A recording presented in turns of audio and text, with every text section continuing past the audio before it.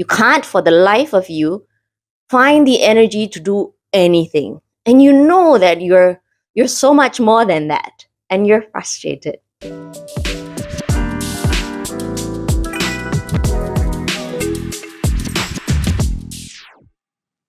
Hi honey, it's the Sarah girl, and I'm back with a couple of tips on how to possibly make today a little bit more livable. Especially if you happen to be in a particularly difficult time and place in your life. Trust me, if this video found you, stick around. Let's work through things together, shall we? So when I say burnout, immediately what comes to mind? Work and career? Not wrong, okay? Those are the parallels that I draw as well if someone were to talk to me about burnout. Here's the reality. Work is a big part of our lives, but it's not everything. So it's never just about that one thing. It could be about a couple of things sort of sitting on each other, put together, and really contributing significantly to the reason why it is that you feel you might be burnt out. So what I'm talking about when I say burnout is emotional burnout. You don't particularly feel wiped out in your body, like you've just done high rocks, something to that effect. You don't necessarily feel pain in the body, but here's the thing, you're perennially in a rut. You can't for the life of you find the energy to do anything. And you know that you're so much more than that, and you're frustrated. So if you feel that that might be you, yeah, let's speak a little bit more. I will drop a link to a video that explains what burnout, emotional burnout is way better than I can ever pretend that I can explain it. And hopefully, if you're the sort that needs a little bit more definitions and you really want to find out if you're really burnt out, click on that link. All right, tip 1, start that journal.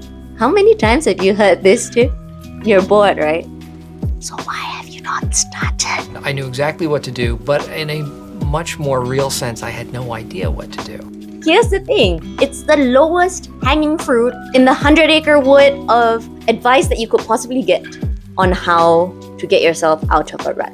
The reason why maybe you don't want to get started on it, because sometimes when things are so simple or they sound so simple, which journaling is, we tend to think that it's too good to be true, or like, how's that gonna immediately save me or change my life, spin my life around. It's definitely not one of those things that it's like a pill and you take it, you immediately feel better. So how to start journaling? Your journal is probably going to start out this way, right? It's going to be summaries of your day, what you did today, what are you going to be doing tomorrow, how you felt today, how do you want to feel tomorrow. Maybe you're going to be goal setting if it's one of those resolutions that you made in the new year or a new time in your life. Maybe you watched a film and you never really got to talk to anyone about it, and then you got your journal. You start writing it down. It feels like you've had a conversation with someone else, that someone else is you. I've been journaling for about 5 or 6 years now, and what journaling looks like to me, I feel like I'm having a conversation with my subconscious. I feel like I'm talking to my gut instinct. I'm allowing things to just flow. And I wouldn't be recommending it if I didn't know how much of an impact it made on my life and my own story about burnout and emotional things. So try it.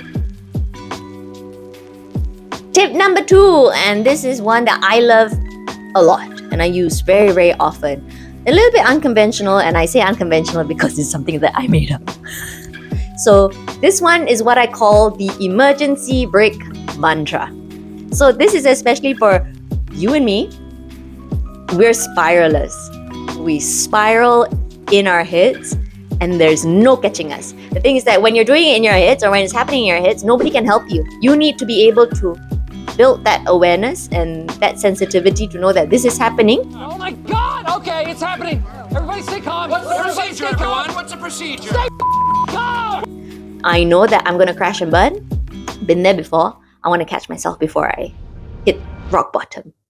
All right, this mantra is just 2 words. It's point number 2 and it's 2 words. Okay, the 2 words are stop thinking. Stop thinking is a way that I say to myself and I visualize as well. So hear me out, okay? When I say stop thinking, when I'm alone at home or when I'm alone, sometimes I will physically or verbally say out loud, stop thinking, stop thinking, stop thinking, and it works, right? If you're outside, and this has happened to me many times when I'm outside, I'm commuting, I'm with people, I'm actually working, whatever it is, right? And this is happening. Do you say it out loud to yourself? Sure. If you're so self-assured, do it. What are you waiting for? Do it! No, there's nothing wrong with it, but it works as well if you say in your inner voice. You just tell yourself, stop thinking, stop thinking. And what really pivots this tip is the visualization that is paired with the words that you allow yourself to say in your head. So you're taking control of your mind, you're taking control of your thoughts, you're taking control of what you're visualizing, because we're so good with our imagination, right? We're visualizing a lot of things at the back of our heads, even though we're looking at something physically right here, right now. So stop that and say out loud to yourself, stop thinking. Do that for 10 minutes. 10 minutes is normally what I need. Go longer if you need to, because to each their own. After a while, you are honestly going to zone out. You're just going to be like, and it's complete bliss. Because that means it worked. It stopped yourself from spiraling even lower, and you caught yourself. It's basically a force stop or a reset. Very quick, not time consuming at all. Doesn't leave you winded so much. Zoned out, possibly, but it's better than crashing and hitting rock bottom. Try it. Stop thinking. And the third tip I have is to make lists of everything. All right, if you think that you are going through burnout at this point, odds are very, very high, and I'm almost 100% sure that you are actually doing way more in a day than you give yourself credit for, right? You've been stacking a lot of different things, putting more on yourself, and you never realized how heavy the load was. The thing about lists is that it allows you to track the things that you are doing. Let's not even just peg it to productivity, okay? It's about what are you doing in a day. What happens at the end of the year? There are many times where I completed years and years of work. When I look back and I'm just like, genuinely, I don't have any clue of what it is that I've been doing. So having lists and knowing exactly which projects, when I did them, this project, that project, and then the year goes by and I've got it all down. I know exactly what I did. It doesn't matter if it was a short list, it doesn't matter if it was a long list, at least I see it, right? And I'm judicious about putting it down on paper. So there are going to be days where you're like, hey, I managed to do this and that, and I'm super proud of myself, especially with a list, right? Wow, validation.com. But then there are days where the only thing on the list is I took a shower.